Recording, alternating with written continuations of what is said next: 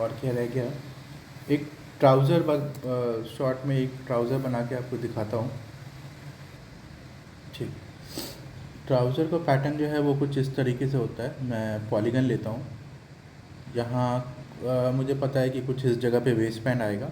यहाँ से ऐसे स्टार्ट करते हैं, थोड़ा सा हल्का सा कर्व यहाँ पे,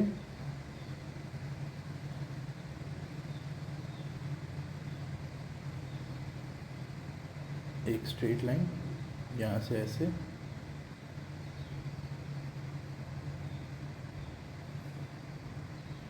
हल्का सा कर्व इस साइड भी आता है।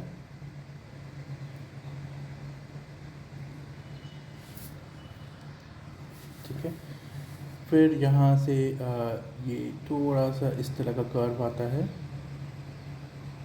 और फिर ये ऐसा आता है और ये स्ट्रेट हो जाता है। थोड़ा यहाँ पे प्रॉब्लम हुआ है, इसको ठीक कर देता हूँ मैं।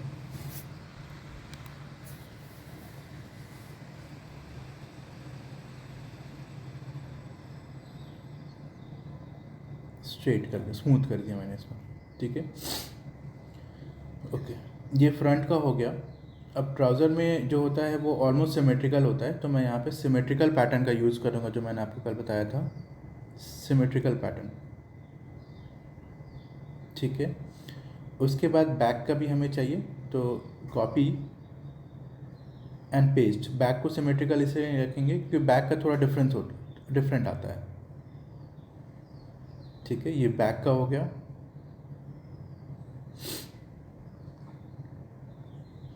और इसको भी सिमेट्रिकल पैटर्न रखेंगे, बैक का दोनों साइड का सिमेट्रिकल रखेंगे। ठीक है, बैक का पैटर्न थोड़ा सा वाइड होता है, तो इसलिए मैं यहाँ पे हल्का सा इसे वाइड कर रहा हूँ। फ्रंट से बैक का पैटर्न हल्का सा वाइड रहता है। ठीक है सर, ओके। अब इसको मैं 3D में जाके इसको वो करता हूँ, सेट करता हूँ। ये दोनों है, ये दोनों फ्रंट वाला हो गया। ठीक है, साइड करते हैं।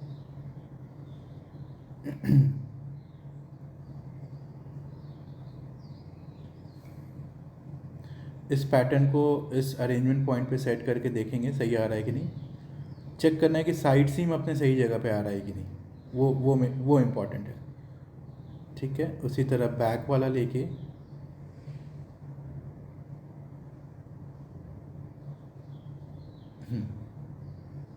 नहीं, गड़बड़ हुआ है। आप देखिए, ये वाला पॉइंट जो होता है क्रॉच वाला, वो उधर आ गया, तो ये गड़बड़ हुआ है। तो मैं इस तरफ पेस्ट करूँगा, तो अब साइड सीम वाला सही जगह पे आ गया। ठीक है सर, इसको एक बार ट्राई करके देख लेते हैं। ऑटो स्विंग में ऑटो स्विंग किया मैंने। ओके, ऑटो स्विंग हो रहा है, हाँ हो गया है, हो गया है, हो गया है। इधर चारों तरफ आई गेस सारा ऑटो स्विंग हो गया है। ये अपने आप कैलकुलेट कर लिया ट्राउज़र का किस तरह से स्विंग आएगा। ठीक है, सिमुलेट कर देता हूँ मैं इसे। तो कभी कभी इस तरह से आएगा, इसको पुल करना होता है। ठीक है, अब बैक में ये लूज़ आएगा क्योंकि बैक का जो शेप होता है वो कर्व होता है, तो ये लूज़ आएगा। तो बैक जो होता है उसमें डार्ट आता है, तो वो डार्ट अभी यहाँ पे नहीं डाला है, वो डार्ट ऐड कर देता हूँ। तो इसमें क्योंकि ये सिमेट्रिकल पैटर्न है बैक का, तो मैं एक जगह पे डालूंगा तो वो दोनों जगह आएगा। फॉर एग्जांपल अगर मैं इसको स्प्लिट करता हूँ, तो right click and split, uniform split and okay, और फिर यहाँ पे ऐड डार्ट का विड्थ मैं 1.5 कर देता हूँ और हाइट भी 3.5 कर रखता हूँ। 1.5 एंड 3.5, ओके एंड एंटर।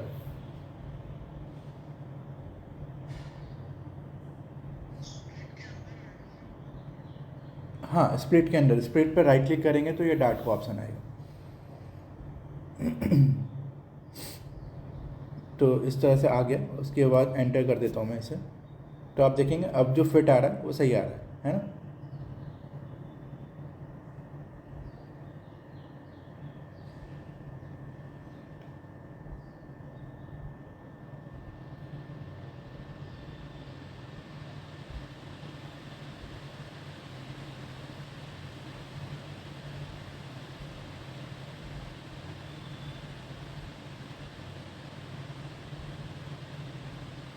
ठीक है, समझ में आया?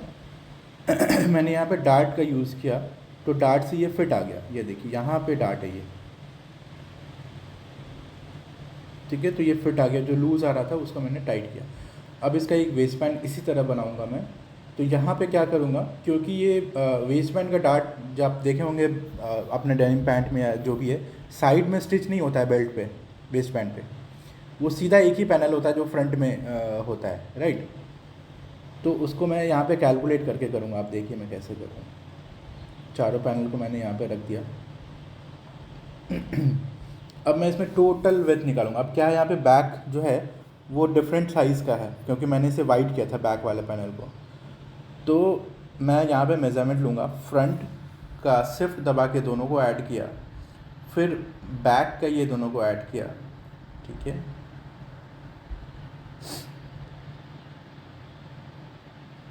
ओके, एक मिनट, मैं इसको लेता हूँ 3.8। हाँ, यहाँ पे अब क्योंकि ये सिमेट्रिकल पैटर्न है, राइट सर, तो सिमेट्रिकल पैटर्न में क्या होता है, यहाँ पे जब प्रॉपर्टी एडिटर में देखते हैं तो यहाँ पे मेज़रमेंट जो आ रहा है वो आ रहा है एक 2D लाइन लेंथ और एक आ रहा है सिमेट्रिकल लाइन लेंथ। तो सिमेट्रिकल लाइन लेंथ क्या है, अगर मैं इन दोनों को सेलेक्ट करता हूँ तो इनका भी कैलकुलेट कर रहा है वो, ठीक है। तो हमारा सिर्फ बैक का निकला 15.210, यहाँ पे आ रहा होगा 15.210। अगर मैं शिफ्ट दबा के सिर्फ एक को इसको भी ले लूँ, शिफ्ट दबा के इसका ले लेता हूँ, तो अब जो है हमारे पास टोटल निकल गया 31.109 का, यानी सरकमफ्रेंस निकल गया है टोटल का, ठीक है। 31.1 ये हमारा सरकमफ्रेंस आ गया। तो यही मेज़रमेंट सिमेट्रिकल में मेज़रमेंट हम ऐसे लेंगे, ठीक है, क्योंकि एक को लेंगे तो सिमेट्रिकल मेज़रमेंट हमें दोनों साइड का आ जाएगा। तो अभी मैं एक रेक्टेंगल लूँगा, यहाँ से क्लिक करूँगा 31.1 और वेस्टबैंड का हाइट मैं रख रहा हूँ 1.5 इंचज़ का, ठीक है सर, 1.5 एंड 31.1। तो इस तरह से हमें मिल गया एक वेस्ट बैंड, ठीक है। वेस्ट बैंड जो होता है वो पीछे से अटैच होता है। तो मैं इसे क्या करूँगा, इसको सेलेक्ट करके यहाँ पे रखूँगा, थोड़ा और नीचे रख सकता हूँ इसको, हाँ यहाँ पे रख रहा हूँ, ठीक है। थोड़ा ऊपर कर देता हूँ इसे, ये रहा,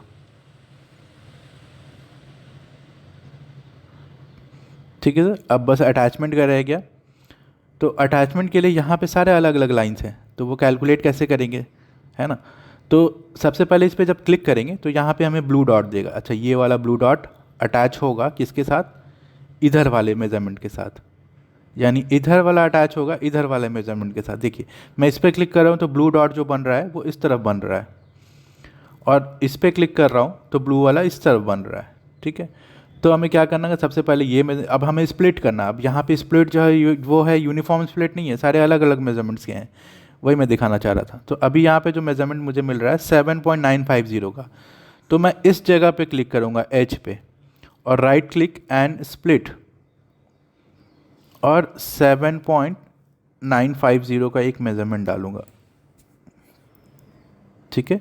तो अब हमारा ये वाला मिल गया इसके बराबर, ठीक है। इसके बाद क्या है, बैक पे जा रहा है ये, राइट सर। तो पहले मैं स्टिच भी करता रहता हूँ ताकि आपके लिए आसान हो जाए। ये स्टिच कर दिया इसके साथ, ठीक है, कंट्रोल बी कर देता हूँ, ये हो गया इसके साथ attach. Same way same width का यहाँ भी है, तो मैं अब इस तरफ से क्लिक करूँगा, राइट क्लिक स्प्लिट, कितना था 7.95, यही था ना सर, एक मिनट मैं देख लेता हूँ, 7.950, ओके ठीक है। राइट क्लिक स्प्लिट 7.950 और एंटर।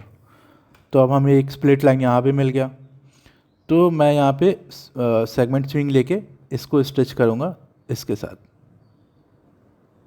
कंट्रोल बी, ये मिल गया।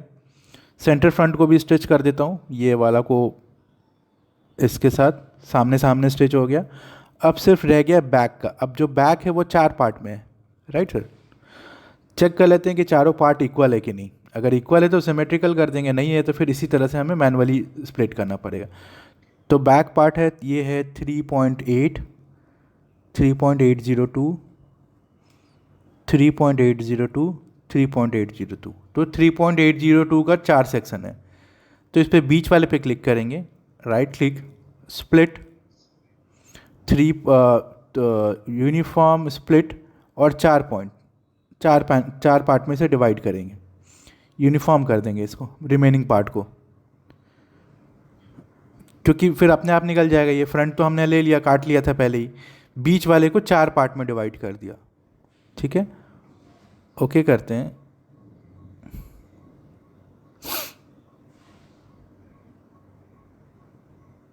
ये देखिए बीच वाला हमें 4 पार्ट में मिल गया, है ना। बस अब स्टिच कर देना इसे, इधर वाले को इसके साथ, कंट्रोल बी, इधर वाले को इसके साथ, इधर वाले को इसके साथ, और इधर वाले को इसके साथ, कंट्रोल बी। ठीक है सर, दिख गया आपको, चारों तरफ अच्छी तरह से हो गया। सिमुलेट कर देते हैं इसको, ये देखिए,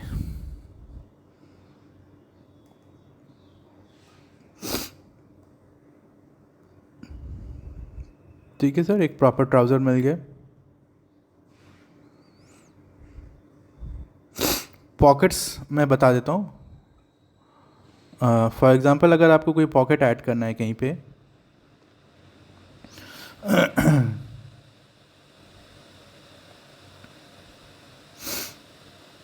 तो एक पॉकेट का शेप बनाऊंगा यहाँ पे, और ये जो शेप बनेगा वो, क्योंकि पैटर्न के अंदर हमें ड्रॉ करना है, तो वो किससे करेंगे, इंटरनल पॉलीगन से, क्योंकि हमें आउटर लाइन नहीं चाहिए, सिर्फ अंदर में चाहिए। तो हम यहाँ पे एक पॉकेट का पैटर्न इंटरनल लाइन से बना रहा हूँ मैं।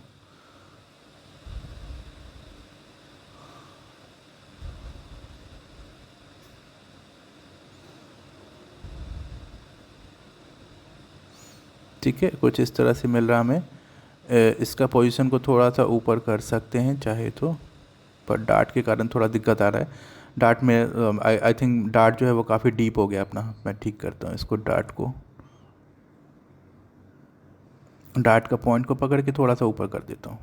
ठीक है, सिमुलेट करके देख लेता हूँ कोई ज़्यादा डिफरेंस तो नहीं आ रहा, कोई बात नहीं चलेगा। पॉकेट को मैं पकड़ के ऊपर कर देता हूँ। ठीक है, आपको यहाँ पोजीशन दिख जाएगा कि कहाँ पे पॉकेट आ रहा है। ठीक है, ये हमने इंटरनल लाइन ड्रॉ किया। अब क्योंकि ये सिमेट्रिकल था तो दोनों साइड अपने आप काम कर रहा है, राइट सर। हाँ, अब ये तो इंटरनल लाइन हो गया, लेकिन अब अभी हमें इसी शेप का एक फैब्रिक चाहिए होगा ना पैच करने के लिए। तो यहाँ पे क्या करेंगे, इस पर राइट क्लिक करेंगे और क्लोन एज पैटर्न। ठीक है, क्लोन एज पैटर्न करूँगा तो एक पैटर्न का एक फैब्रिक यहाँ पे प्लेस हो जाएगा, ये रहा। हाँ,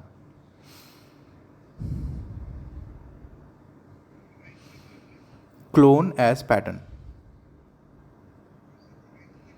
हाँ राइट क्लिक करके क्लोन एज पैटर्न किया था मैंने, इंटरनल लाइन पे, इंटरनल पॉलीगन पे, शेप पे।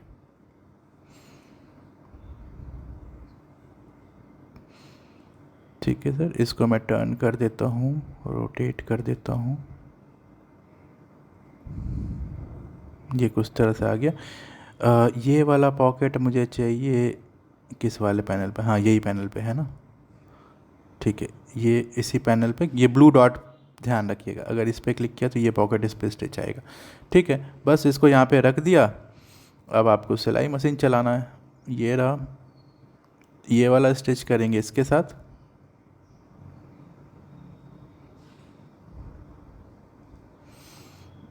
ये वाला स्टिच करेंगे इसके साथ,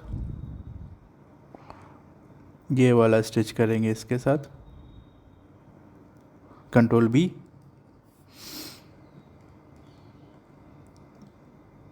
ये वाला स्टिच करेंगे इसके साथ, कंट्रोल बी। ऊपर का छोड़ देंगे क्योंकि ऊपर तो पॉकेट में हाथ डालने के लिए चाहिए होता ना।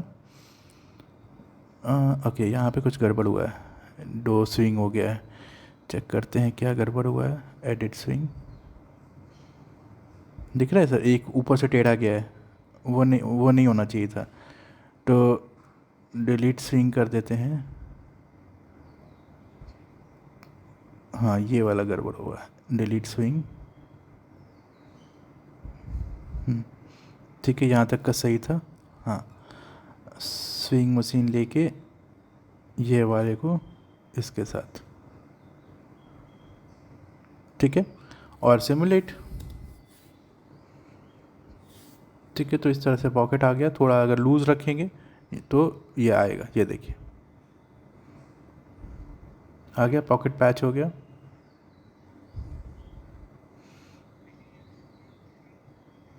हो जाएगा। यहाँ पे मैंने फैब्रिक में इंटरनल लाइन ऑन रखा है, डिस्प्ले इंटरनल लाइंस, ये रहा सो इंटरनल लाइंस। अगर मैं इसको हटा दूँ तो ये इंटरनल लाइन नहीं शो करेगा।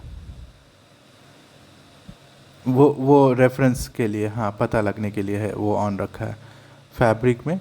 सो इंटरनल लाइंस, ये रहा सो इंटरनल लाइंस। तो कुछ भी ऐसा मतलब आपको दिखे कि यहाँ पे कुछ लाइन दिख रहा है ऐसे, वो सारा इस फैब्रिक में होगा। ठीक है, गारमेंट में।